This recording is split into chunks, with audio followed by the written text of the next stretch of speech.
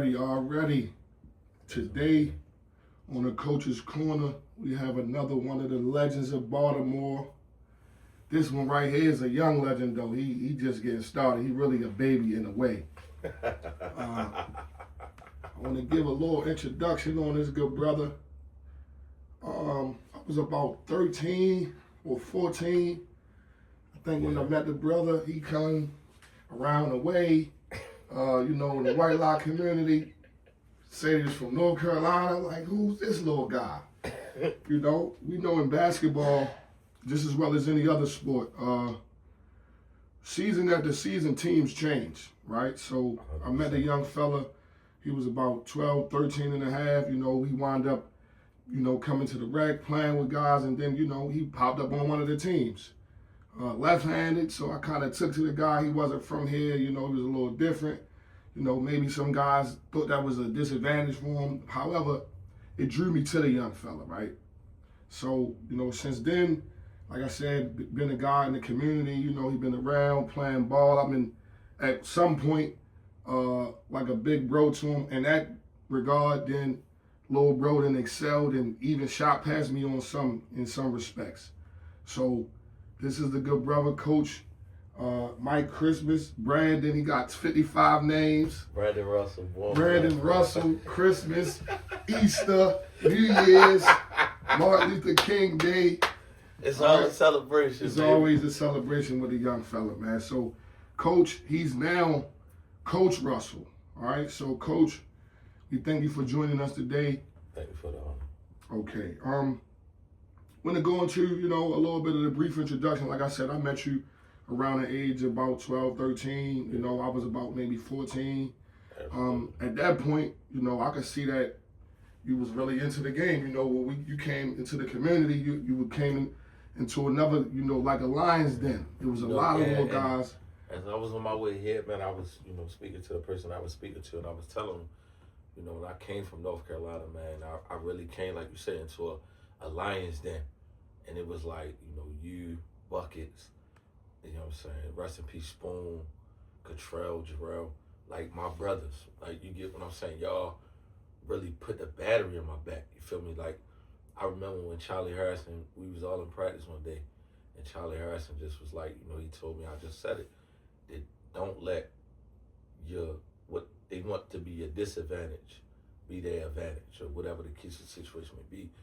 And I just worked. I remember not being able to dunk to just now it's like, yo, shit, I'm gonna be the one. Like, you feel me? So it was a lot of hard work in that, and it was a lot of love from my community. Like I said, we live in Baltimore City, but White Lock City alone is its own city.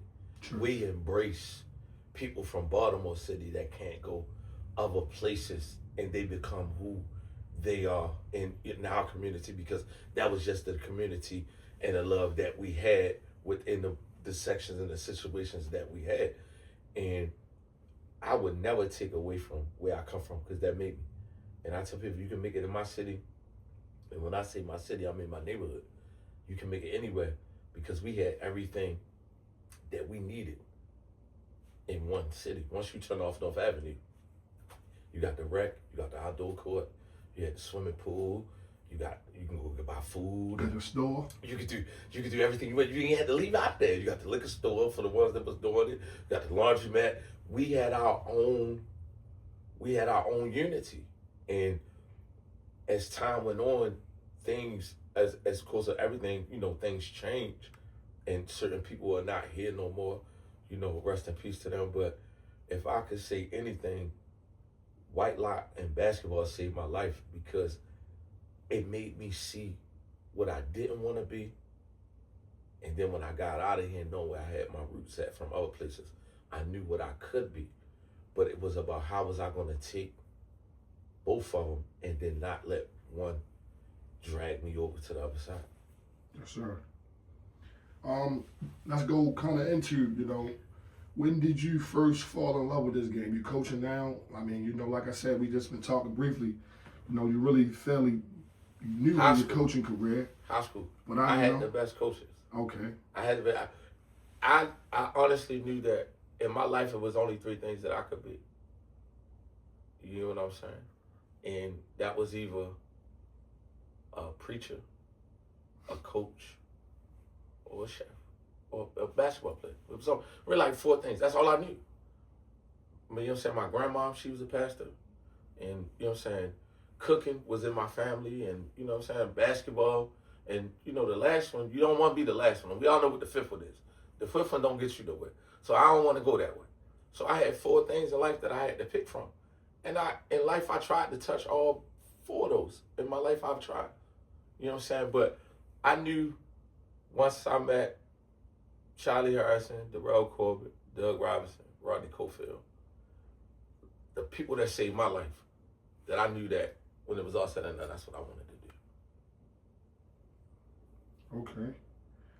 At what age, you said high school, but what age did you fall in love with the game? As a player or as a coach? As a player. Shit, 13. Mount Royal. I probably got the best 8th grade class that ever come out of Mount Royal. You might argue that. You got some other. Let's argue that.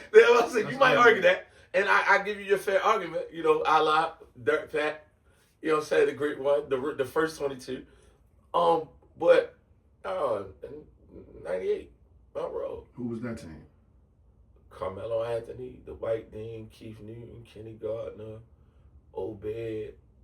Loaded. Like that's a strong, solid, you know, team coming out of 8th grade. All 8th graders going there. That's TC, Cardinal Gibbons. Like, that's a lot of schools. You know what I mean? So, right then and there, we knew what it was. And it was either you was going to get a job, you was going to hoop, or you was going to. So, like, what was you going to do? 13, I fell in love with it. Now, when did it pay off? That's a little bit for the story down the line. So, you know, some of us do, some of us don't. You know, learning from different coaches and different interviews and just different conversations. If you would have a sensei, one of the coaches that got you from A to B, that really, you know, who would that coach be?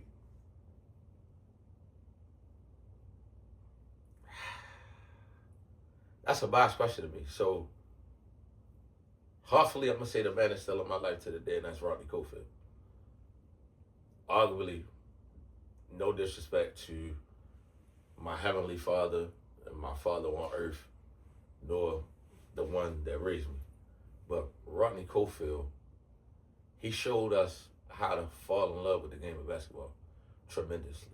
You know, like to go to Douglas when I was there, that was pride, that was heritage, that was tradition, because just like Northwestern, those was 2 West Baltimore schools that took their bumps. And I was blessed to be a part of both of those processes. You know, after y'all left, I left. So it was like, I was blessed to be a part of both of those processes. But the man that Rodney Cofield was to me to this day, you know, like, it's nothing that could compare. You know, he's my Michael Jordan. He's my Daniel Sama, Mr. Miyagi, you know, what you used to say, wax on, wax off. Yes, sir. He's that. And people say all the time, like me and my best friend, we talk on the phone a lot. And I tell Rebo all the time, I say, yo, practice at Douglas wasn't practice. It was, we get in the gym. If you got to be here at 5:30, as a man, you better be here at 5:30. We're going to get up and down, far as running, suicides, full court sprints. We're going to figure 8, we're going to tap drill, we're going to lay up line. And we getting right to it. Now, the key was this. First 5 was there. In any other school, you're going to scrimmage against the second 5. We didn't do that. We scrimmaged against 5 that came before us. Duval, Lee, Keamy, Calvin Monroe. We hooping against people that could really, really hoop. So when we seen a high school player, it was like, we was like creative players. Mm-hmm. Like, no disrespect, like, we was like creative players. It was like, what could you Because the first 5 getting the good part, then the next 3 to 4 might sub in and get that. We getting the best of that bump. And it was like once we seen somebody of our age, it was like, no, it was nothing. It was nothing you could do with us.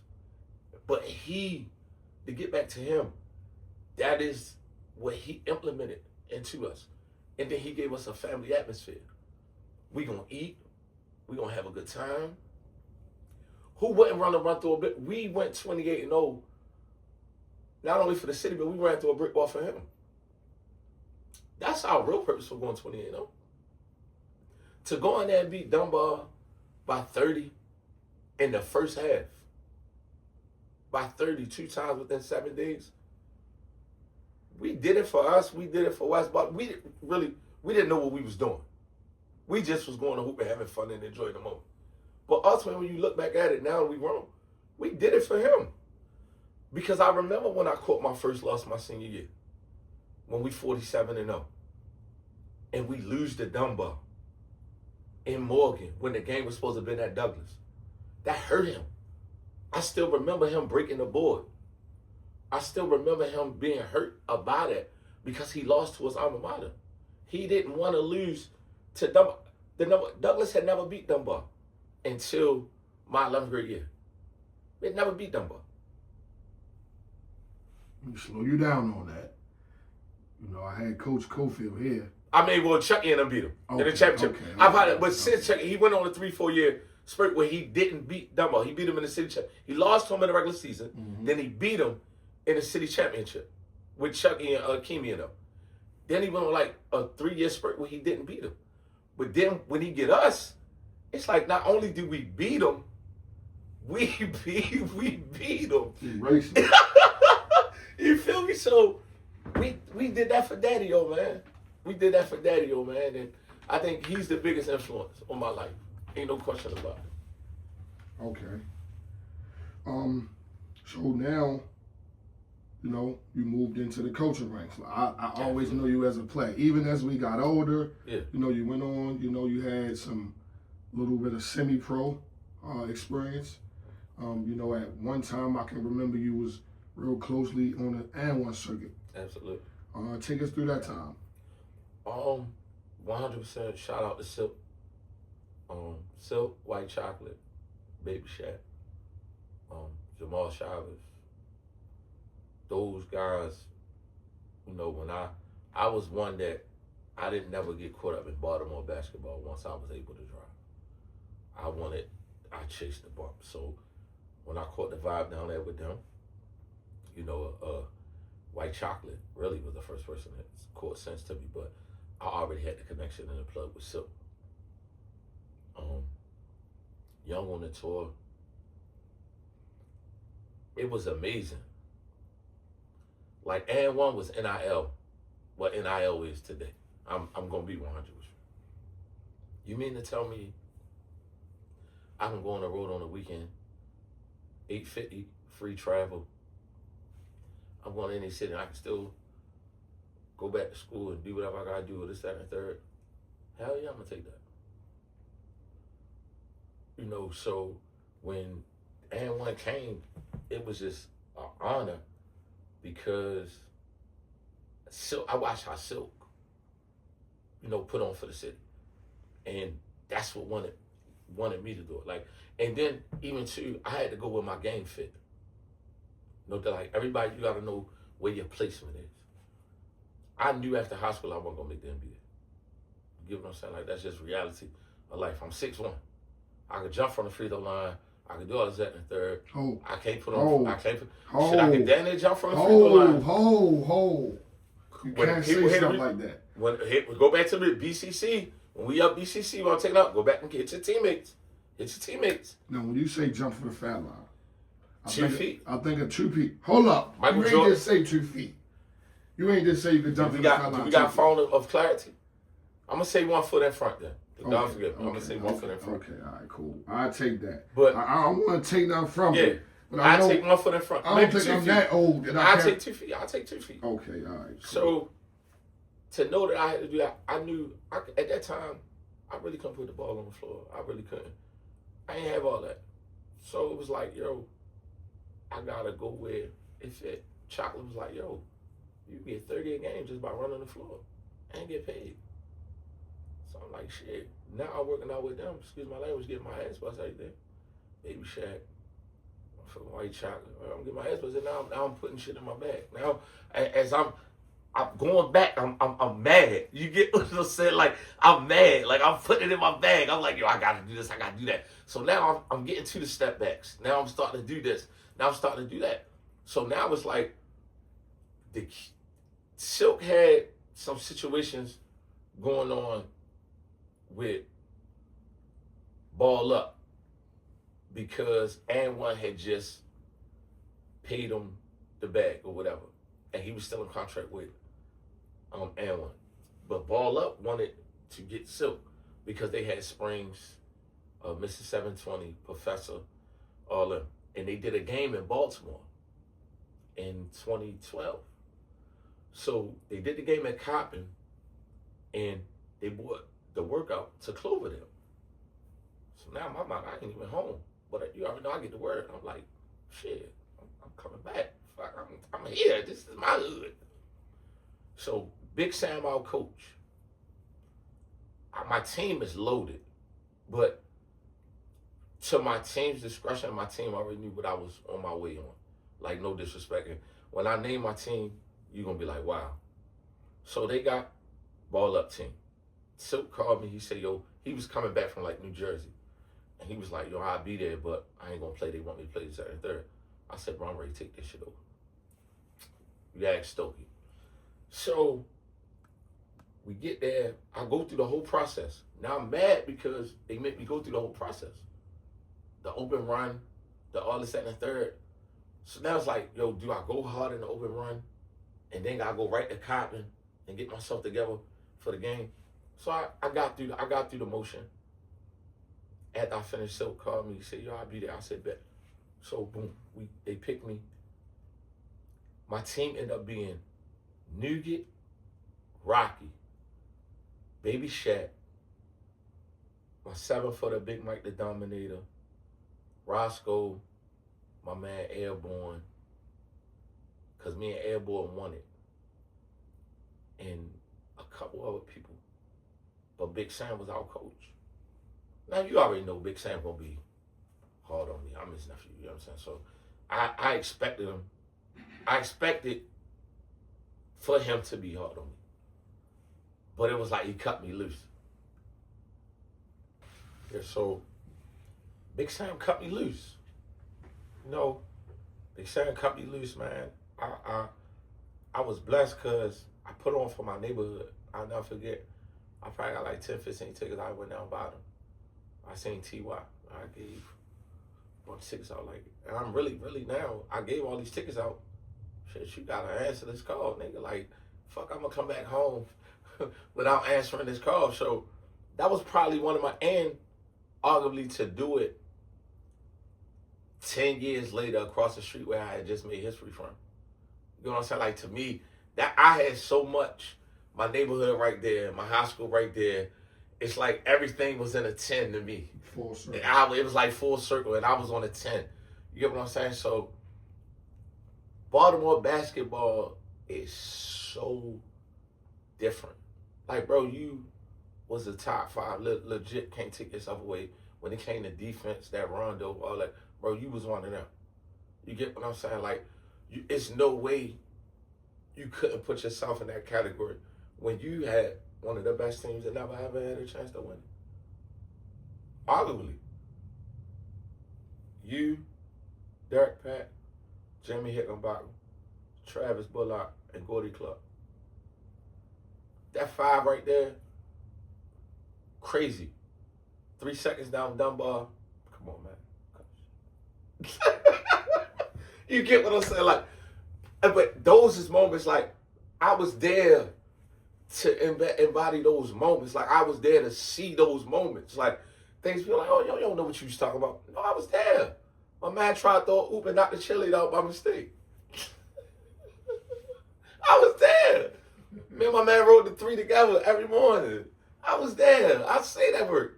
If bro leaving school early, I'm leaving school early. Bro on the football field, I'm at the game. That's just what life was, and that was our childhood. Like that was, Crew started not with this right here. Crew started years ago. When you going to meet your man and them before they get out of school. Walk back to the neighborhood, chill, relax, go get something to eat. You got 3, you got 3, you got 5, we got a pack. That's what Crew started from. You see what I'm saying? So people don't understand. A lot of people say they got a crew, but how is the reaction when you see your man every day? Or when you don't see your man in a long time? That's what a crew is. Let's go back to that historical team. We want to get those players that shine because, like I said, Yeah. I spoke with sat down with Coach Cofield, and we got to go over a lot of it. Absolutely. But however, he had 2 runs, right? Yeah. Well, right after me. Right. So Painful. so your run with the run with your team, Historical. it was hands down one of the best teams in the country, right? Take us through the start of it, because like you said, I left, I graduated from school, I kind of thought that you would be there, we kind of had some pieces left. It was a guy from our neighborhood that we all know and love. Yeah. He so happened to grace us and make his presence in the NFL. We call him Ray Lewis, but Terrence West. He was young though. So He it was was young. Terrence West at the school. You were still there. How did you make your way to Douglas? How did that team form? So what people don't know is I started at Douglas. And my 9th grade year, me and Tyler started on JV together. I was at Douglas. I ended up getting put out and came to Northwestern. Pimp, Charlie Harrison. Yo, y'all put out, I need to get on there. You came to my house like, boy, what's going on? Because remember, I was out of school for like 6, 7 days. I was out of school because I got in trouble. So I go to Northwestern, boom, boom, boom. Like I said, y'all leave. So now the summer come. Got summer league and all that. I see Douglas forming. Now Northwestern, ugly. I say this all the time. If Maurice doesn't go to Dunbar and I don't go to Douglas and we go to Northwestern, Northwestern wins it. I believe that because we enough to take. With Quan, Eric Freeman, Big Dirk Daniels, me and Maurice enough to take them over the joint. Tyler told Maurice don't come to Douglas. Maurice goes to Dunbar. I'm getting ready to go to Walbrook. I'm going to go over there with, Booker, my main man. I'm ready to go with them, but I look at their landscape. They Bridge got his picks. Me, I'm going to go back where I came from.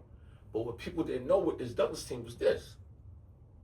That original team was only Gerald Tyler, Mike Brown, Eric Ellaby, Lonnie, and all them. Tony Black, Daryl Edwards, Derek Brooks, Justin Miles, Joey Dorsey, and myself all transfer back to Douglas. Douglas goes through the whole Winter League and does everything and losing a championship to, I forgot, Pataki. All them was still at Northwestern too as well. Because they on my county team. I play with my county team. I don't play with Douglas because that's not my team. I'm a free agent at the time. I play with my county. Scoop, Pataki, Keith Blackwell, Marcus Wiggins, Tyron McCoy. All let's play. We beat Douglas in the championship of Emerson in the Winter League. That Tuesday, I transferred back to Douglas. First day of practice, it's lit. I get dumped on first play. Lonnie, straight out of, I think it was on a 302. We run the 2-on-1, 3-on-2 joints. Lonnie catch me. Boom. That set the tone. Now you got Gerald. You got Tyler. You got Joey. You got we got everything. We got 8 people. 9 that could legitimately start anywhere in Baltimore City. We really didn't know what we was doing. We didn't know what we was doing. 8, 9 players that can start on a team. That's normally a problem. It wasn't for us though. It wasn't, and because Lord rest his soul. I love my man. Big Gerald and Cole really knew how to control it. Like Gerald, if a moment was tense, Gerald gonna break the ice. You get what I'm saying? Everybody knew that was Tyler's team. We knew that was 5 team. That's 5 team. Why? Because you've been here 4 years. I started with you, but I left. And I reclassed because my mother died. Remember, the 2000 year, December 1st, my mother died. So I basically what they call now a reclass, I reclassed. So yeah, I'm not a senior. This your team. I just want to come and do my part. And it was friction sometime between 5 and 22. It was. And then dealing with the big fella, he was a person, Ticket was a person in his own. You know what I'm saying? Like, Ticket was going to do whatever he wanted to do. But Cole being security, police, and Cole being that strong man, he kept it together. Yeah, I think on our staff, we had Uncle Fred, Uncle Bernie, Cole, and Joe. 3 out of 4 is police. So we really can't do, and then, no disrespect, we got the city.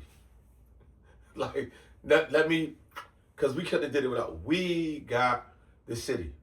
Nobody out there first 8 or 9 couldn't walk nowhere in Baltimore City, Montgomery, none of that, without being took care of. We had the city. Y'all was rock stars. We was the Beatles. As Melo said about that circus thing, we was like the Baltimore Beatles. But I knew I just had to get in where I fit in. I couldn't do more than if the game required me to play defense and I get no shots. Now think about it. It's hard to believe. That 28-0 year, all the highlights we had, I had 1 dunk that year. 1 dunk. That was it. Now you fast forward to go to the next year, it was a different story. But it was a testament of hard work, how I got to that year from that year. And then they counted us out again. That's why I say Cole the GOAT, because Cofield was the only person that had 10 transfers in 2 years. My junior year was us. My senior year, they think we did. They count us out. We get Itchy, Daryl Clark, BT, Trey Love, and Charles Brooks. Shit, I'm right back at it. But Cole, number one of Cole's fears was that year was he couldn't stop me. You know what I'm saying? And in the beginning, I didn't understand. I'll be 100 with you. I really took, because I thought that, yo, I put my time in like that. You get what I'm saying? Like, these niggas is coming to what we just built. Like, nigga, that banner, them coats, them rings, I just put my blood, sweat, and tears in the chicken box. I just did that. But it was until we was, first game of the season, we played Spigart and now Dunbar in the, what's it called, the Beltway Classic. And we was down 30 at halftime. They stink. We can hear it without hearing it. You get what I'm saying? So I had to take, I took my pride off that game, and I said to myself, because I was mad, I said, you know, I looked at my team, Itchy was cooking. And I said, yo, y'all do whatever y'all got to do. I'm going to go do the rest of it. And you know what that means. Dive on the floor, get the rebound, run the floor, whatever I need to do. I'm going to find my way to stay on this court, to be one of the senior leaders to get you over, because everybody was juniors, except for Charles. Charles went to Patterson. Making this kid kicked in. He ain't never been in that situation. Trey Love went to Northern. Itchy is a winner, but he was at Northern as well. BT, Mervo. You know what I'm saying? So it's like, they don't understand. Like, I was like, wow. And now I'm really mad at Gerald at this time. Because it's like, yo, you lead to go to Hargrave, and we could have won 56-0. But now I can't. I'm mad at you. I'm pissed. The whole time I'm looking at the number 22 on my chest, I'm mad at him. Because I'm like, yo, you leave, you sign. Why you leave? Let's go do something. You left Dunbar. So let's go shatter the Dunbar record. Leave, understandable, understand how it go. Can't take it back. So we came out that game and we beat Spring Garden. And it was like, from that day, everybody found their role. All right, cool. It's even in the article. We end up going down the road and playing Mervo later, almost like 10 games later. And we had just came off the Mavs tournament up Coppin. We played a team from South Carolina. I came on the bench at 23. I was MVP. I got MVP off the bench. And we end up playing Mervo like 2 days later. We played that Saturday. Played Mervo like that Tuesday. And we beat Mervo 48-60. I had 12. I had 3 dunks, 2 layups in the midi. But the dunks would change the game. And Cole went in the paper and said in the paper, in the beginning he was a little, disgruntled about embracing his role. And I took that. I understand that. I respect that. Now I embrace it.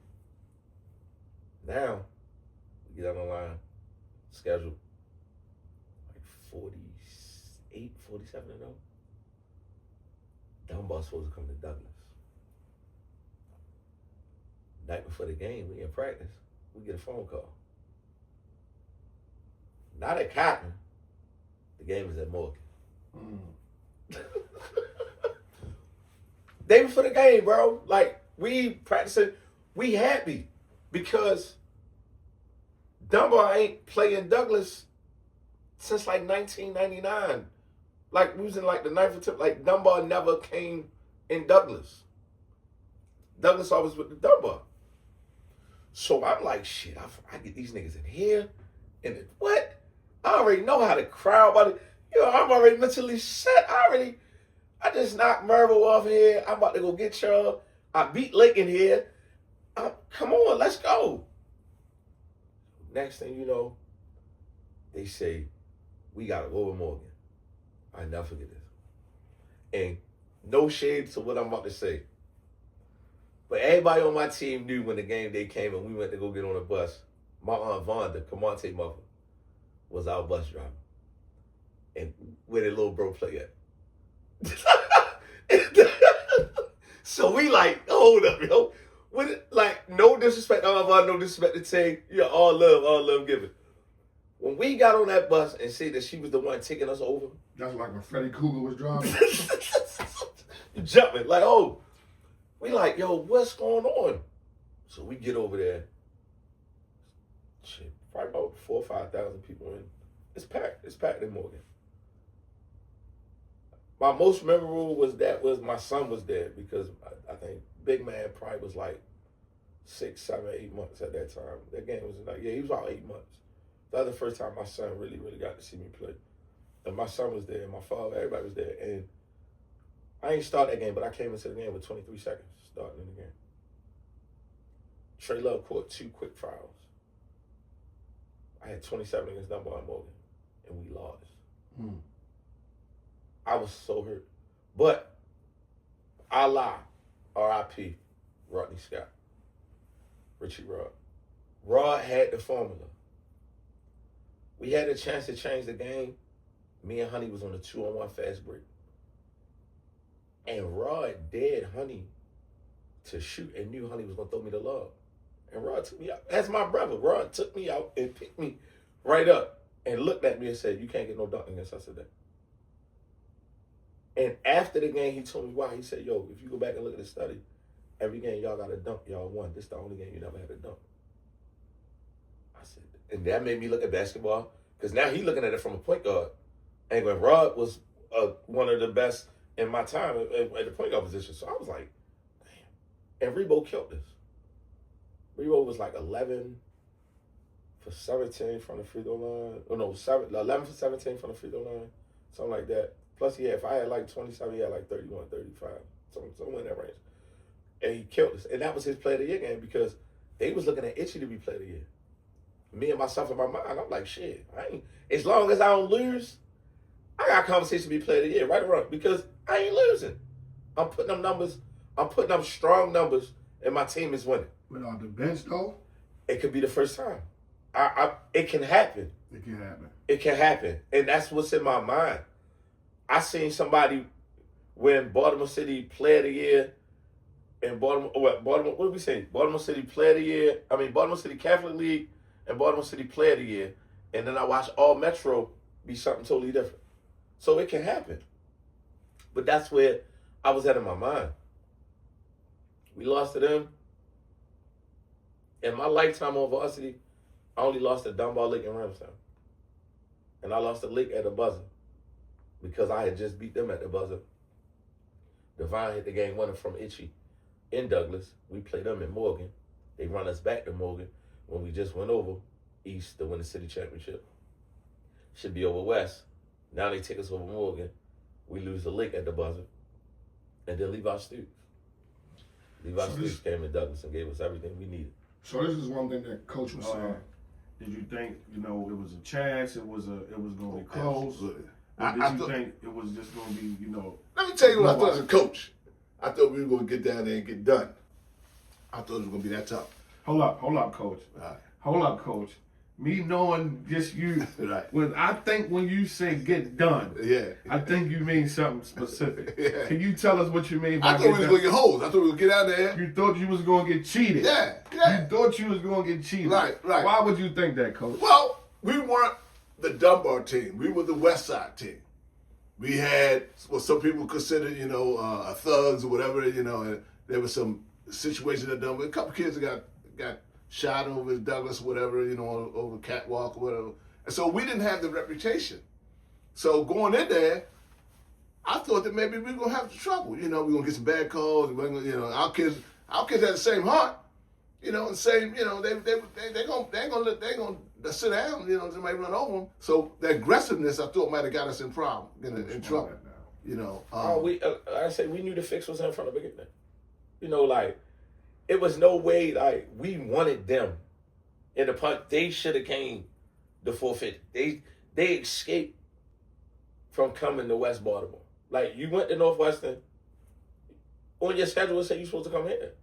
You get what I'm saying? So, like Daddy O said, they took that from us. They took the pride of the school. They took the financial part and everything that could have came, the revenue that could have came to the school. They took it and basically kept it where they wanted to keep it. Because even in that time, why wouldn't our teams be allowed to travel? The travel rule is in. But a lot of the rule was made for the Godfather.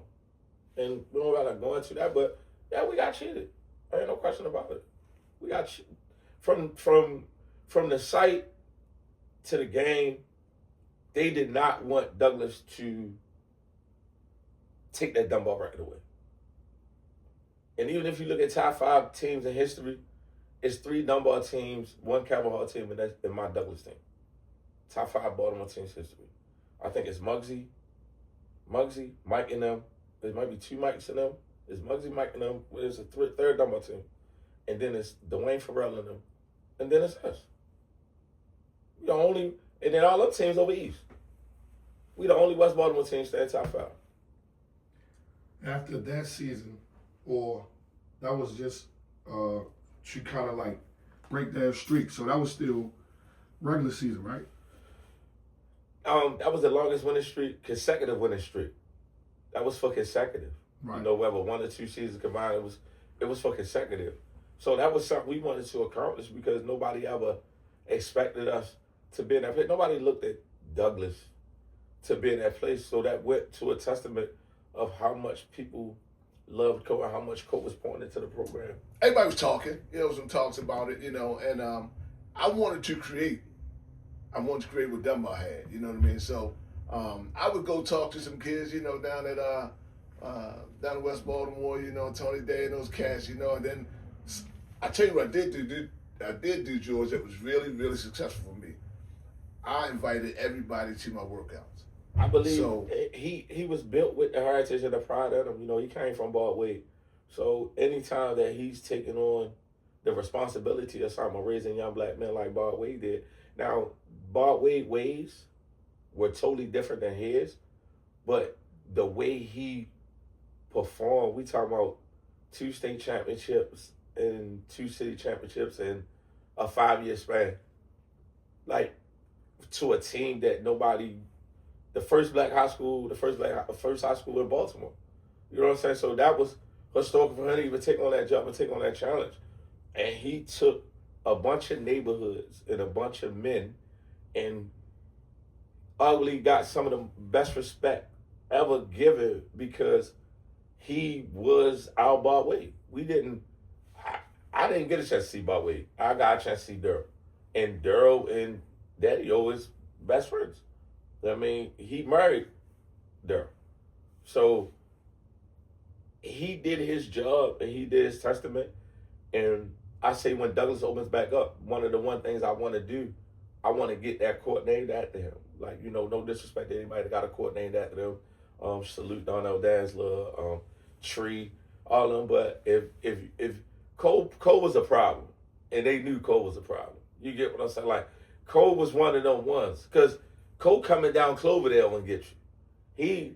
He coming in your neighborhood. He coming to sit on your porch. Like, if he wants you and he sees something in you, like, he coming to get you. Like, Shaky Smithson. Like, what? When Shaky lived over East Baltimore. No, well, we can't get in trouble for it now, but Shaky lived over East. Every day, Shaky got to school, to hear me. And guess what? Shaky bought him a championship. He could have three-peated. They wasn't going to let us three-peat. Levi Stoops shot 21 free throws in my gym. They wasn't going to let us three-peat. That's why that next year, they didn't expect them to beat that Gwen Park team. We played Gwen Park 2 out of 3 years. That senior year, once the streak was broken, like I said, moving on to the playoffs.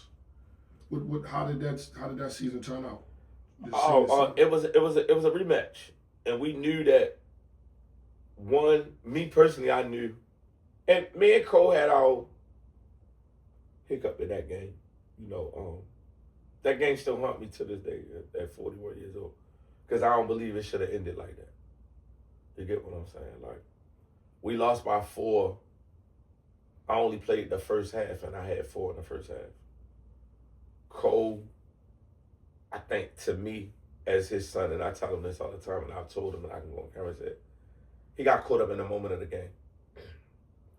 And he's the coach. He coached the game. But to me, I looked at it like, it was no way I was supposed to go out like that. We talk about 4 points. You get what I'm saying? Like, I know. I put on my heart that I could have got them 4.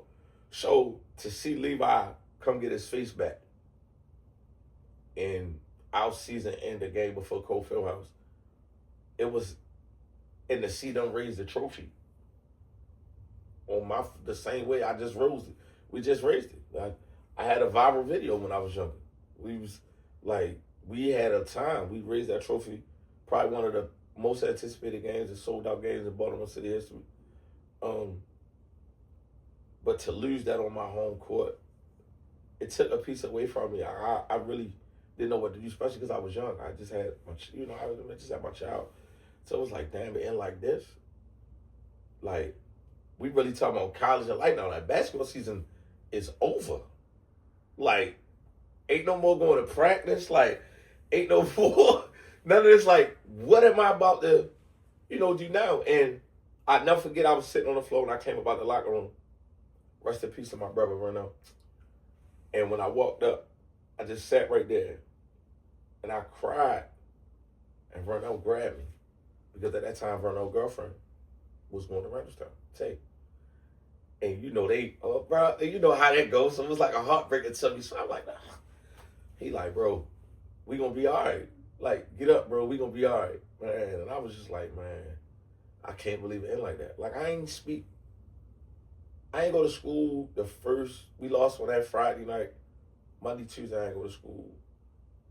And when I got to school that Wednesday, I really ain't speak to nobody, no nothing like that. Cause I was hurt. Like, it was coming back to reality. Like, now I'm 18, about to be 19 with a child. Like, what am I about to do?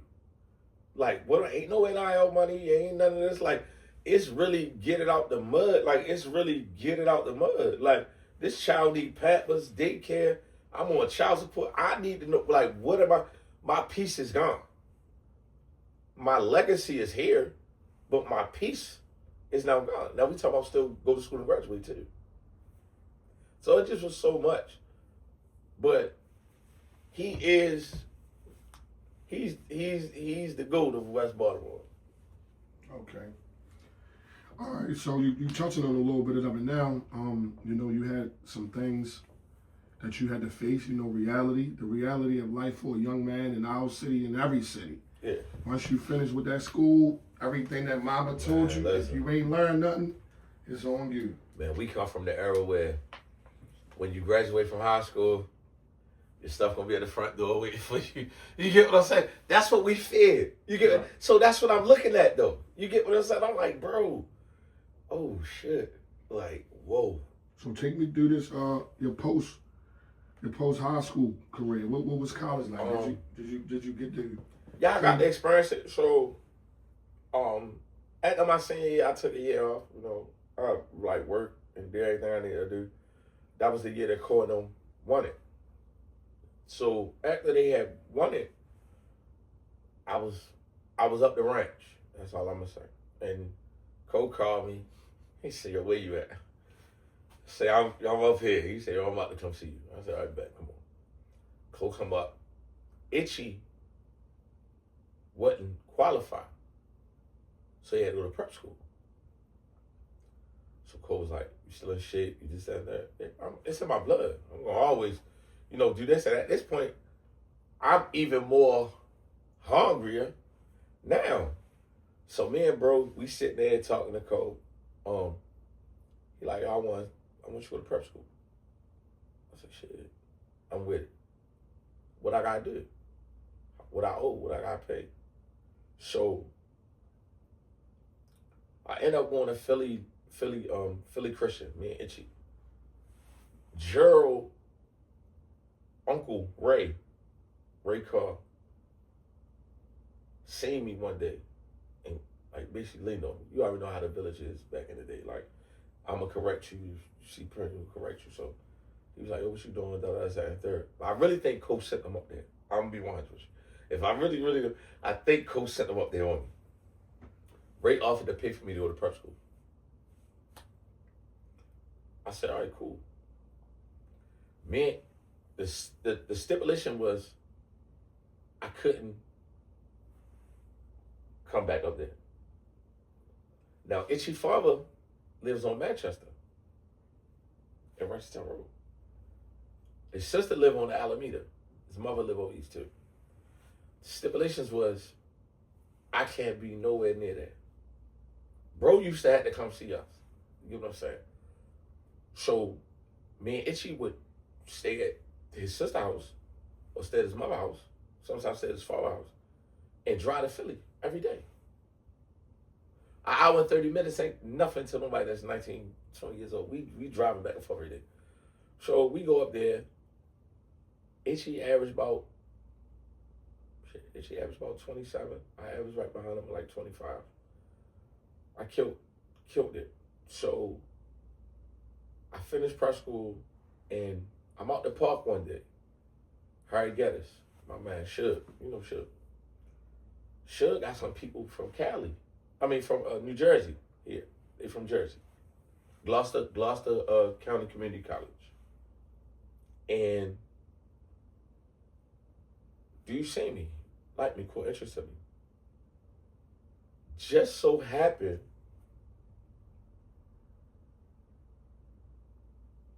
I needed something from Maryland. It was the writing. Remember we had to have 4 tests? I went and got my prep school shit, but my Maryland, I didn't have the writing. Never knew. You get what I'm saying? So I go up Gloucester. I can't get in Gloucester. So now I'm mad. I come home Labor Day weekend. I'm mad. Should call me back. He said, yo, I got a school for you. I said, where? He said, California. I ain't been to Cali since I was born. Hell yeah, let's go. In 2005, I went to California, and that's when my life, like, completely changed. In 05. It was like my life completely changed, literally. From 05 to today, 20 years, my life changed from going out there. And I went from winning to getting my ass kicked, bro. I'm talking about getting scraped. I'm getting 15, 17, 21s. This, that, that. But I'm getting beat by 17. I'm getting beat by 19. Might get a 30 ball here. And I'm like, yo. But then I ain't realizing. I'm a nigga from Baltimore, 20 years old. Ain't really about lifting weights. And I'm going off a natural, what I know. You get what I'm saying? I'm ducking the way. I'm running from the way but it's grown men here. You get what I'm saying? Like, so then I go through that year. I come home with y'all. The BCC run. Everybody coming home from school. Gene, Rebo, Donald, Mookie. I tell people all the time, our BCC runs, if they had a camera in them BCC runs, at 3 o'clock from 3 to 5:36, might make 6 sometimes. We might be there to shoot out back real quick. I'm sorry. We get Not going on out back. a lot going on. You get what I'm saying?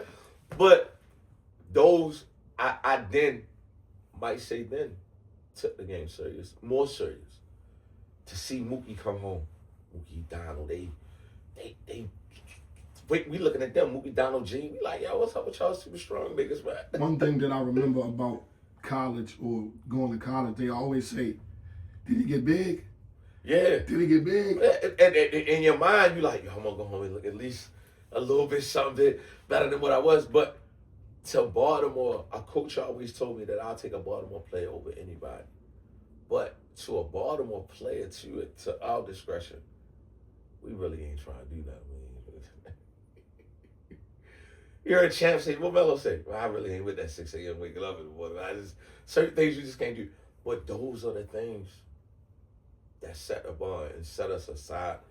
And what we frown upon is what we really need to embrace. Because if some of the things that I frowned upon when I was younger, if I could have embraced them, the narrative is great, but it could be a lot greater. Right. So I would want to ask you, like we know you had a lengthy career, like I said, following you had a little time with under AND1. Post high school, right? What would you say are some of your wins and losses in life?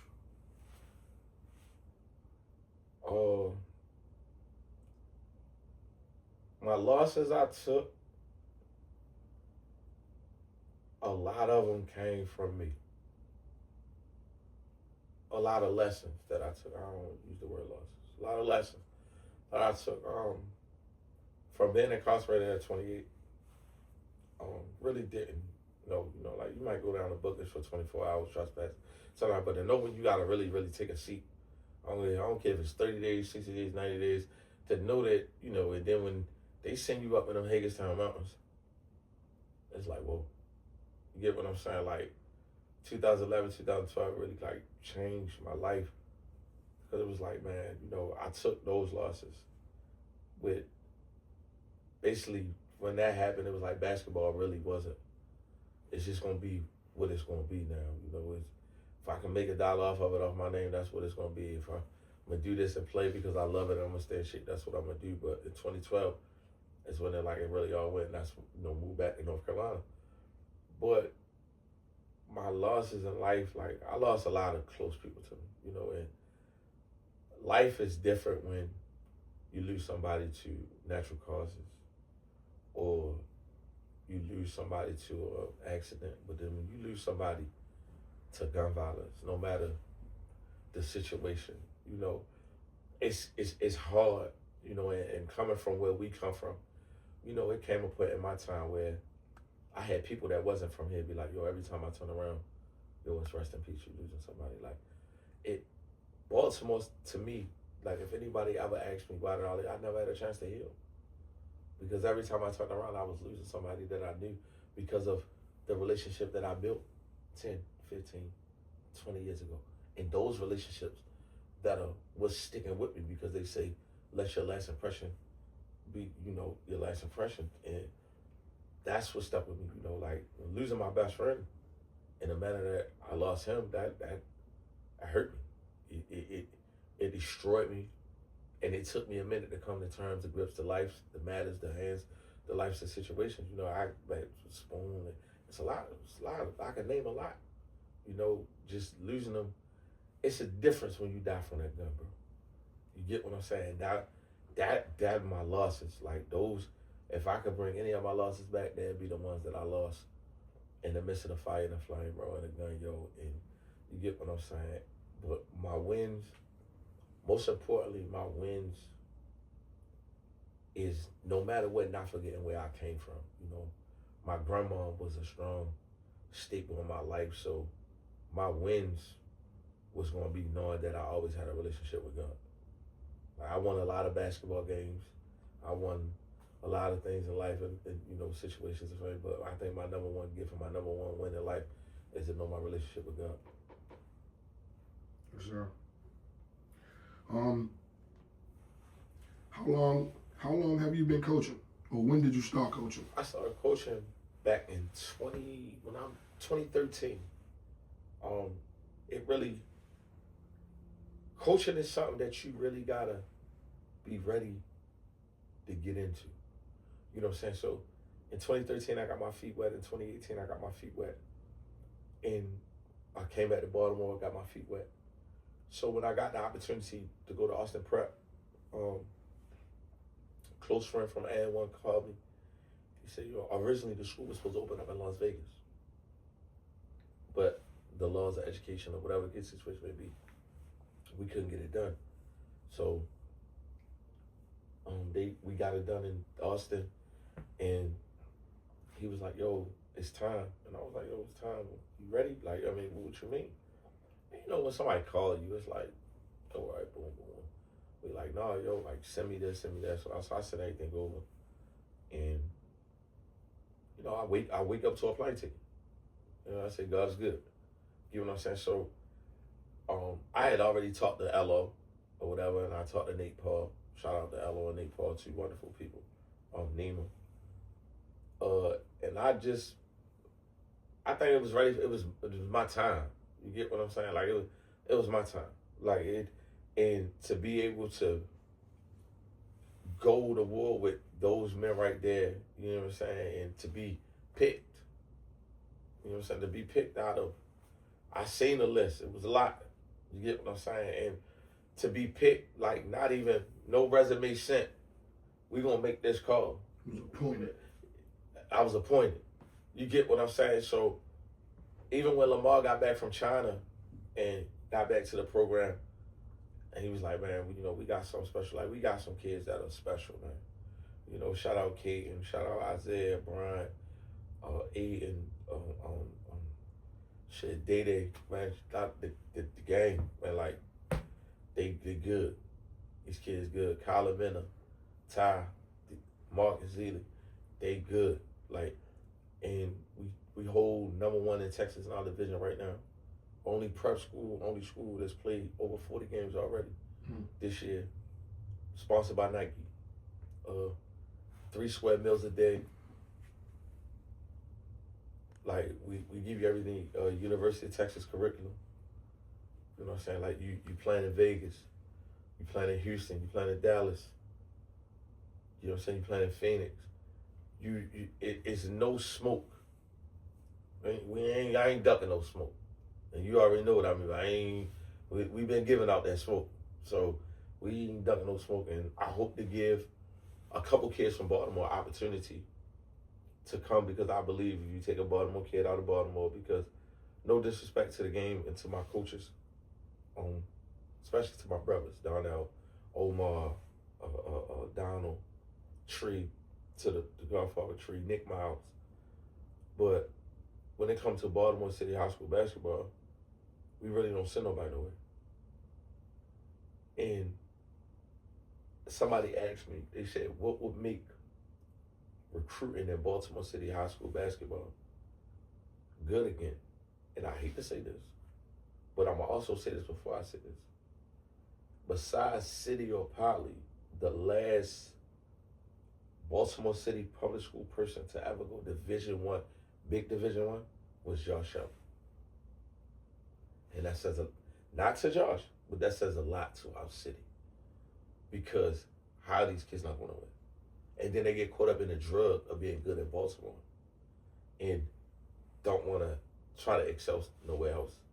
Until Dunbar becomes relevancy on a national rankings and level again, nobody, I don't say no coach will come into the Baltimore City public school system and recruit. City and Poly don't count because they're academic schools. You go there, you're supposed to. You go to City and Poly and you don't be academically eligible to Division I, something wrong. And that ain't never been the case all these years. So we talking about a Baltimore City public school. Lake Clifton, Josh Shelby. But when coaches look at Baltimore City Public School, they don't think about Douglas. But Josh Shelby was, so he could be an anomaly because he was a pro, right? What about, damn, I'm trying to think, who did come after him? Well, I'm thinking about a kid right now that's in D1. What do you say, big time D1? That's every D1, right? If it's not a mid-major. No. We know what D1 mean. Like, okay. You got D1, you got mid-major, you got... So right now I'm thinking about, in my head I'm thinking about the kid Horse, right? What's he go to? He goes to, I think, Providence. Oh, Horse, Daquan. He went to St. Francis, though. And he went to OTE. That matters? I mean, he was able to go to OTE. No, Horse was different. Horse went straight to St. Francis and then went to OTE. Okay, so we definitely. Yeah, St. Francis don't count. Nick Miles sent more kids Division I in the last 5 years than Baltimore City did in the last 10, 15 years. Okay. Nick Miles don't count. Okay, you might be right. Yeah, Nick Miles don't count. We go down the line with Nick. From Ace Baldwin, Bub Carrington. He touched Dark Queen, Juju, John. Like, we go on. Jordan Toes, NFL. Nick Miles, we can't talk about Nick Miles. St. Francis is that's a Catholic school. That's a private school. We talk about the core of Baltimore City public schools. The Forest Parks. You know what I'm saying? The Lakes. The Carvers. We talk about the cores. No kid, even if you were good, y'all think, look at that Emerson team with Champ, Chase Foster, DJ Dazzler, Josiah, and Kyrie. That team arguably could have been our next team. But for academic reasons, Champ's not eligible coming into that next year. He's got to sit out half the season. If my son got to sit out half the season, that's a headache on my behalf. Gotta go where you're gonna be right. Gotta go where you can stay in the groove, but you gotta learn maturity. And he did that. You know your stuff, man. I can say that. You know your stuff. When you hear, because we're kind of touching on it about the Baltimore kids, when you hear Baltimore grit, what do you think of? Hard nose. This is different. Hot nails. It's different. We are literally in Baltimore. If you are over 6'5", 6'6", you're gonna make it. But that 6'5", 6'4" under, you don't get no night off. Like, that is a definition. You don't get no night off. Like, is when you 6'5", 6'6", 6'7", and really, because 6'6", 6'7", really, that ain't even no pass, honestly and truthfully, depending on the heart. You know what I mean? But, nah, like, we coming. Like, even in a pickup game, like, we coming for whatever's standing right there. We want to play. Like, that's our, like, we want to play. We want all the shrimp and grits. We want it all. Okay. Describe your coaching style in one word. Passionate. Passionate. I don't live by no philosophy that I didn't grow up under. You know what I'm saying? I believe that the 2-3 zone is the best way to win a game because you can control the game in all ways if everything is moving the way it's supposed to be moving.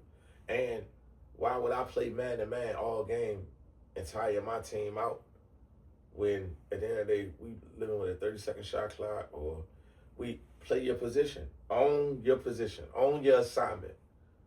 Keep stacking days, keep on moving, don't stop it, own your assignment. If you do that, everything else will fall into place.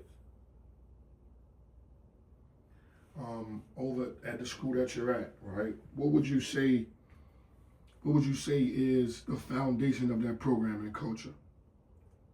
Family. Family. Love, family.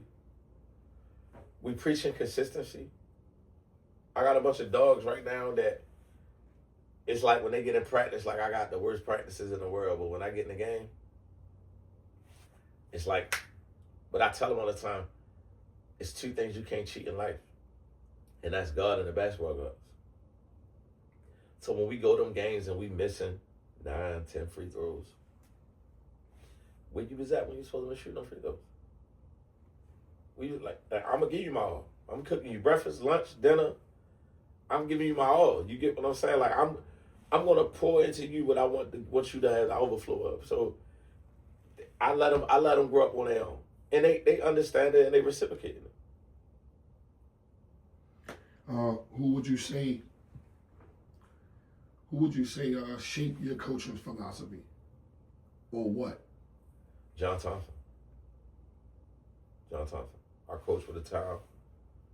John Thompson. To know what John Thompson went through for black coaches, for having to take his team off the court for racial slurs back in the day, and for him going to get players that people said wasn't going to be like. I like John Thompson because John Thompson, let's say Allen Iverson, for example, somebody that they thought was a misfit. Not only did he have a conversation with the mother, but he had a conversation with God and Allen. And you know what I'm saying? And him and Chuck came to an understanding. And Chuck let him mold him. You know what I'm saying? Like, if you ever look at the story, like, John Thompson never gave up. He was always about his players. When Rayful Edmonds was trying to hang with Alonzo Mourning, he put the call out. Called Larry Madness and them. Yo, get Rayful away from, I'm trying to do things with, you know what I'm saying? You can't do that. Dikembe Mutombo told Dikembe, all you got to do is block shots. You're going to go. Like, the structure and the mannerism, you know what I'm saying? Like, Victor Page. Like, look, it's just the way he coached those personalities. To have Allen Iverson and Victor Page, two of the most, arguably, nicest and insane people that you ever... I know Chuck and I met Victor and Jerry. So to see how he handled them, like, and to go back and look at them games, like, John Thompson is, when we talk about coaches, I don't want to get into the color part of it, but, like, he broke barriers for us, and we should always give appreciation to him. So John Thompson is my all. Yes, sir. What is the biggest, in your opinion, the biggest misconception of coaching? Philosophies. Sometimes, like, people don't understand your philosophy. So, like, as a coach, you always gonna be wrong because a player wants this, a parent wants that. A coach ain't allowed to be a coach no more. I grew up with real coaches: Charlie Harrison, Darrell Corbett, Doug Robinson, Rodney Cofield. Those is real coaches. You these days, you gotta be mindful of what you say or how you talk to kids. I came from where Corbett made you do 10 push-ups in the middle of the game. The game is so watered down now because of all of this, that. Everybody think their kids should be ranked. You paying $55 of this, hour and a half for training, or this, that, and third. Always remember, training ain't gonna help you. Repetition is what's gonna help you. You can't learn how to react in a game motion in a drill setting. If you want to be good, you got to play 5-on-5. You got to get into the mix of going and know. You got to go reaction time. Instinct. Basketball is about instinct. I can sit in the gym and catch the ball and shoot it 100 times, but then come game, I can't even put it down. I can't even do this. I can't do that. Why? Because what we do when we was younger, we was chasing all 5-on-5. We was chasing all of them. We want any gym. We want any outdoor situation. These kids today would rather be in the gym training. What are you training to do? Because you can't use that or do that in a game once you get there. Because when this play gets broken, what are you going to go to? Your mind ain't even going to click to think to go to this move right here. Because you stuck in one direction. You know what I'm saying? So these kids got to get back to more 5-on-5s, man. These kids got to get back to less parents' opinions and more 5-on-5. No disrespect to the trainers, but a kid ain't gonna learn how to get to it if they don't know how to get it in game speed. And I don't care if they play and just put them on the clock, 5-minute quarters, 10-minute quarters, whatever. But put them on a clock to let them have some type of hunger. When you just in there, oh, you gotta make 20 shots, or you gotta do this, you gotta do that. No, yo, here you go. This is what we doing. And my kids know. Get this done, yo, 5-on-5. Loser, 2-3 down backs, Indian rope, whatever, it's gonna be something. But the 5 hours of practice, that ain't helping nobody. That ain't helping me as a coach to see what my kids can do. That's taking 5 hours out of my time. So now I gotta spend an extra 2 because they ain't work on what they need to work on. When if we hooping, oh, you turn the ball over 2-3 times, set up. Get stuck together, do your push-ups. Get back in there, get stuck together, let's go. And you move like that. It's a lot of coaches out here today, too, that get caught up in their own way, too. Wanting to be arrogant, dominant, or wanting to, do. I got to understand, when you coaching, the number one thing about coaching is these kids. Nothing else matters. Like, nothing. Sometimes you might lose place at home or this, that, third. But as long as you got everything in order that needs to be in order, and then your next priority is if it's these kids deserve everything. Because you don't know how much you save in their life. You tell them you love them or tell this, that, third. You don't know, you don't know what these kids go through, man. And times are even harder now because I grew up with grandmothers and great-grandmothers. But now, I'm a grandfather. And I'm 41. You get what I'm saying? 41. Yeah, I'm 41. And I'm a grandfather. You know what I'm saying? So, it's like, I'm a grandparent, but it ain't no real grandparents. You get what I'm saying? Like, not to fear you, but respect you. To understand, to put the culture and the structure down the line. And I think that's what the lack of guys is what a lot of our city is missing, and what a lot of the culture today is missing. That old school love. I don't think I've seen a grandfather with all black hair in my life, man. It's great. It's great. It's there. Believe that. So, what's something that you learned from your playing days that you still use today in your coaching? My drills, how I teach kids how to play the game. Like, if you're a shooting guard and you left-handed, you're going to be all right. Because I know, I like to call myself now, I know how to get a bucket. And anything that I can teach you that I learned, and when I coach these kids at all positions, I look at the people that I've played with at those positions. Like when it came to my child, I tried to raise Champ as a shooting guard at 6'1", 6 feet, but he probably was arguably an 8th grade the worst shooting guard in the country. Fast forward time, he grows to be 6'6". Now, I'm still going to teach you these same guard skills, but I'm going to show you Joey. I'm going to show you KG. I'm going to show you Stromile Swift. I'm going to show you all these people that came before you so you can see this. You're going to look at me, but don't try to emulate. If you can emulate the God me in your body, God is good. And that's what we.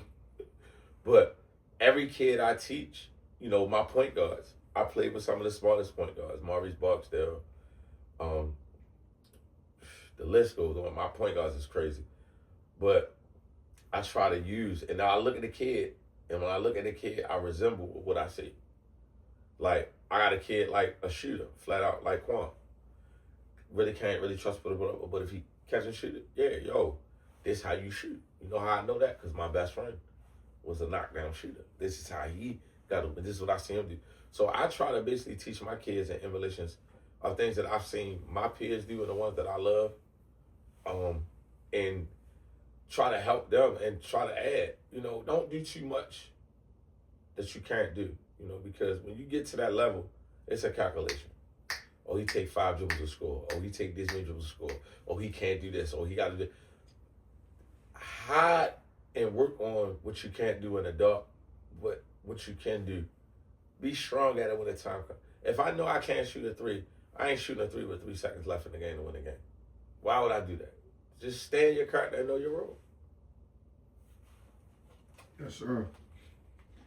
What makes a player coachable for Coach Russell? Respect. Respect is, you know, it's not given, it's earned. And it don't take a blind man to respect what they can't see. You get what I'm saying? So at the end of the day, if I say hi to you, you say hi to me. If I see, you know, if I don't cuss at you, don't cuss at me. Respect is everything, because it's really not given a lot today. And people really don't even understand what respect means. Like my kids, I get so angry sometimes. My kid run a lot because I can't stand the B word. Like I tell my kids all the time, like, yo, where I'm from, and you can vouch for it. You call another grown man a B in our time, you might as well go put your hands up, shorty. Like it ain't even no. And these kids today, how they talk to each other is so unbelievable to me. Crazy. Like I be walking up the steps of my house, I hear my daughter. I say, yo, the most craziest thing in the world is to hear how my daughter talk to her friends. Like, yo, that's crazy. And these kids don't understand that. Like, yo, we didn't even, if we cursed, it was oops. If we cursed, it was nowhere near the house. Like, it was the respect that we had. If my father seen you doing wrong, my father could go on Brookfield and knock on the door. You get what I'm saying? Like, that's just, these kids don't have that. And me, I try to give as much respect as possible so I can show them that it's all right to be this way. Right. So we kind of gonna stay on that same track. You know, when it comes to the players, how do you earn the trust of your players? I give them a leash. I get a leash. Like I say, don't do nothing that you don't know how to do. You get out your leash. It's one of them little joints. Remember the joints at the airport? Remember the joints at the airport? Oh man. Where you let them run free and they go too far and snatch them back. You gotta do that sometimes, man. Let them out a little You bit. gotta let you do that. Give them a little rope. Yeah, give them a little rope. Hold on now. Too many behind the back. So now you doing this. 3 shots in a row. This, that, and third. How you come on? What's going on? Take a seat real quick. Get ready. We're going to revisit this in a minute and a half. Don't get caught up. Give me an attitude. We'll talk about it in 2-3 minutes. Yes, sir. Yes, sir. What's one of your go-to sayings or phrases in the huddle or in practice, or something that you just go to from time to time? Let's keep stacking days. Keep on moving. Don't stop. I think that's pretty self-explanatory right there. it. Keep stacking days. And keep on moving. Don't stop. Yes, sir. You Yes, get what sir. I'm saying? That's been live by, die by, man. Yes, sir. Say you started coaching in 13. Yeah. So we looking at about what, 10, 12? No. I'm gonna really say this would be my. No, I wouldn't even count. You can't even put it on the guy. It was stints. You get what I'm saying? So I'm gonna really say, this is now as a man. This is me taking it serious. Okay, so you're a rookie. Yeah, I'm a rookie. Okay. I'm a rookie. Even though I've coached on the high school level 2 times, but this was the year where, I'm a rookie. You know what I'm saying? Like, I got to coach against my brother Skip to my Lear. I got to see Josh Ball. Like, I'm gonna say I'm a rookie in this.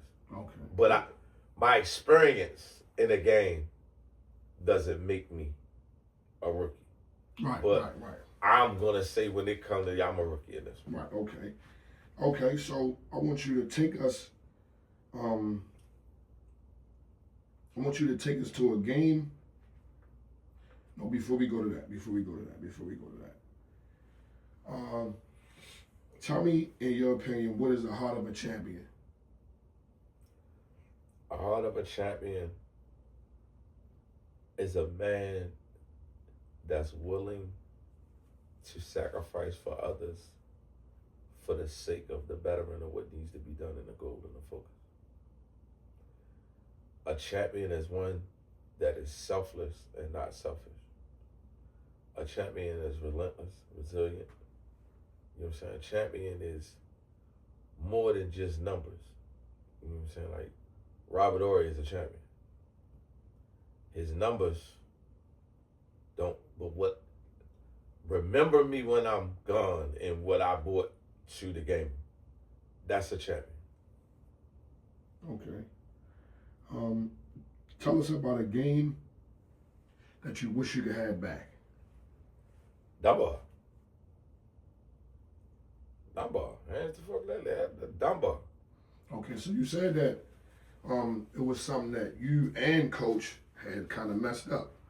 Like No, that Randallstown was the one we messed up. Okay, that wasn't that. Yeah, game. that was Randallstown. So this was the game when you guys Over went over Morgan. Yeah. Dunbar. If I would take Dunbar back just to get the streak. Okay. You get what I'm saying? Like, even though my name was in history, when I look at that room, that's a room that I almost was in. And yeah, I'm in there because we've surpassed a couple teams on the way to get right there to that. But to get right there with Dunbar, At the doorstep. to get right there at that doorstep, and to know that we got to beat Dunbar to get in the door with Dunbar at a chance of history. It's like, you get what I'm saying? Like, if I could take any game back, I take that game back. Respect. What's your most important comeback? My most important comeback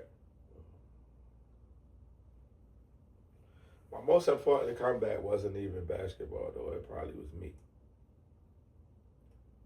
After losing Gerald. That was my most important comeback. Because I almost lost myself in the midst of it. I was playing in the fourth quarter with no energy and no timeouts.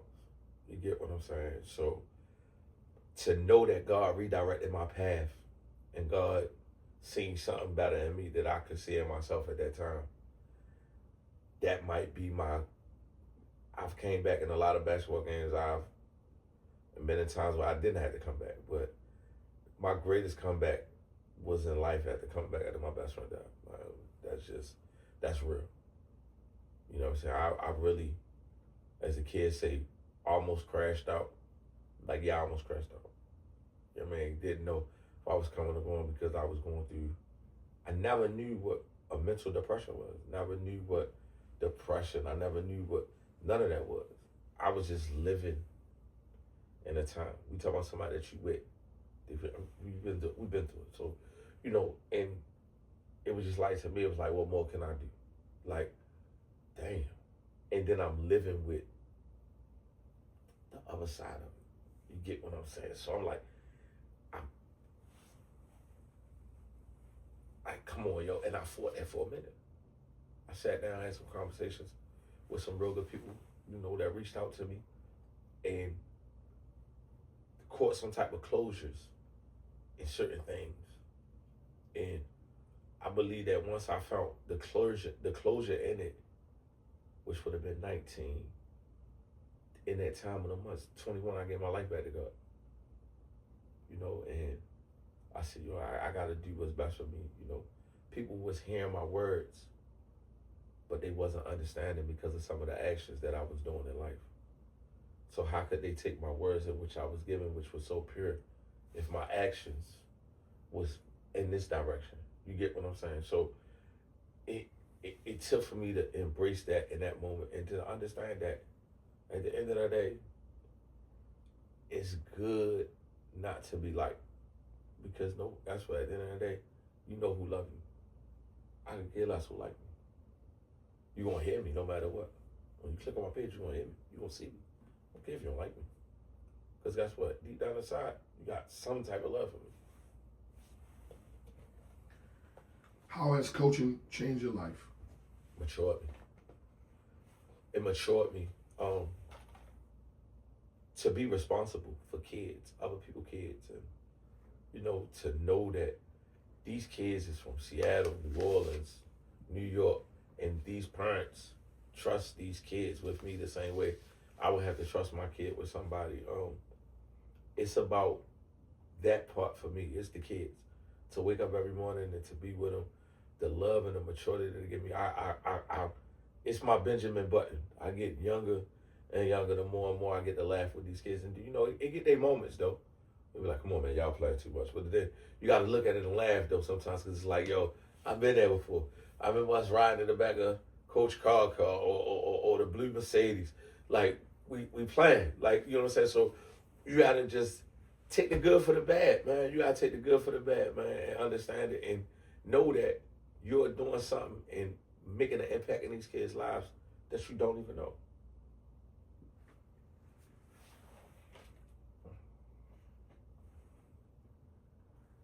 Take us to, what is, in your young career, what is your proudest moment as a coach? My proudest moment as a coach in my young career, just going to the Tarkanian, going 4-0 in Vegas. Me, Lamar, Nate Paul, in the game. We went to Vegas, and we went 4-0 in the Tarkanian, which was our focus when, I set that plan 30 days prior to it, coming out of the office. And, we had our bad days, we had our good days, but they understood, and we got there. We beat, Iowa United, SoCal, 2 other teams, but we went 4-0 in Vegas. This year, in all those games, I'd probably say going to Vegas and winning in Vegas. Okay. Now you said that Coach Cofield was your sensei. Absolutely. Right?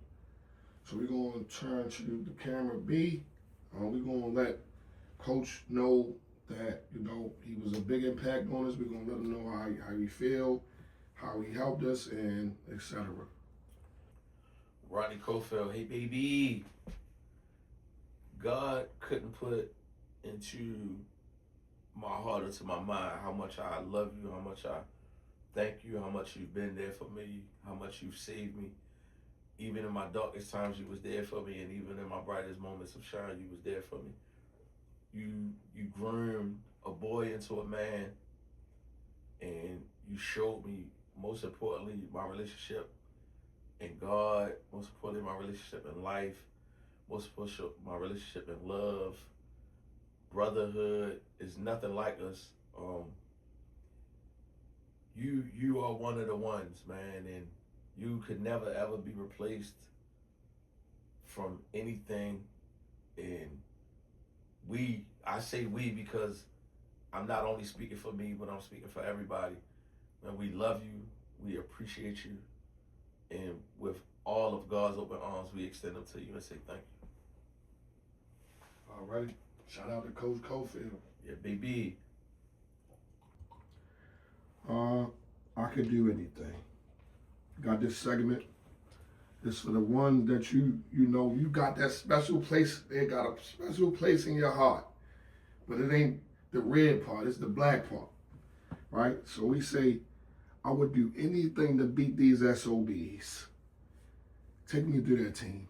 I would do anything to beat these SOBs. So we're gonna point at this camera.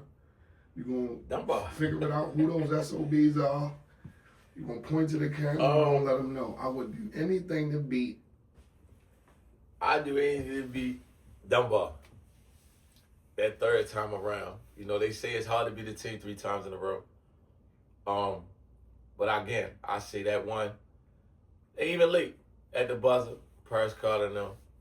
Those probably my 3 losses. I do anything to beat them SOBs. I take that back. Dunbar, Lake Clifton, Redstown. I do anything to beat them 3 SOBs. Man. Alrighty.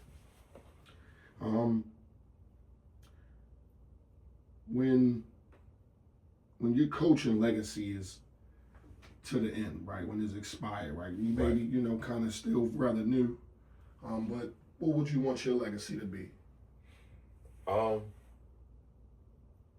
want to be, everybody want to sit in a room as one of the ones. I just want to be the one to help boys turn to men and change kids' lives and send that first one in your family to college or believe in that one that everybody gave up on. I just want to be one that's not forgotten. And in the Bible, it say, let the work that I've done speak for me. So I believe that as long as I continue to do the work in the will that he puts inside of me, that everything else going to take care of itself. Because it's more than basketball when you become a coach. It's the late night calls. It's the cash apps. It's the lifts. It's the food. It's so much. Me and my mom's this or this, that, and the third. There's so much that comes with it. And you might can't answer every call, but for the ones that you can't answer, just know that you gave your effort and your time to be there for the ones. And I just want to be, a helping hand of encouragement. Yes, sir. 5 years. In 5 years, where would Coach Russell want to see himself? 5 years, still coaching. Hopefully, champion the league, on AAU program, businesses, entrepreneur, cooking. I love cooking, businesses. Kids in college, 5 years, that would mean this class right here should be getting ready to graduate to the 4 seniors that I got right now. That's giving a red shirt year. Just keep stacking days. Keep on moving, don't stop, keep stacking days. 5 years from now. That's the best thing, and to stay out the way. Most importantly, stay in my lane. Don't swerve in nobody else's lane. Don't ride with my lights off. Just stay in my lane. Just do what I need to do and be who I need to be. And everything else will fall into place. Alrighty. I'd like to thank Coach Russell for joining us today on Coach's Corner. All right. Okay. Coach, if you could see anybody on the couch, right? Who would you want to see on it? And maybe you have to help them get us on, but just statically, who would you like to see on it? We're going coaches, right? Yes, sir. Coach Mookie. Naughty Bogues. Kurt Lee. Jimmy Price.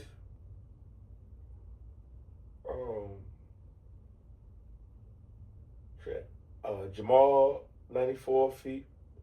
Adams got a good thing going with KL. Coach Mike already been here. Donnell been here. Donald been here. O been here. Tree. Doug Robinson, Charlie Harrison. Let me see. Darryl Wade.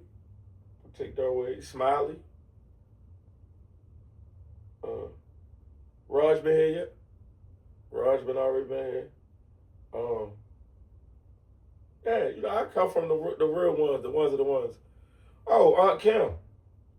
She got some stories to tell. Aunt Kim. Shout out to Aunt Kim, man. Aunt Kim for sure. Let me see. Am I missing anybody? I think I named all the good ones.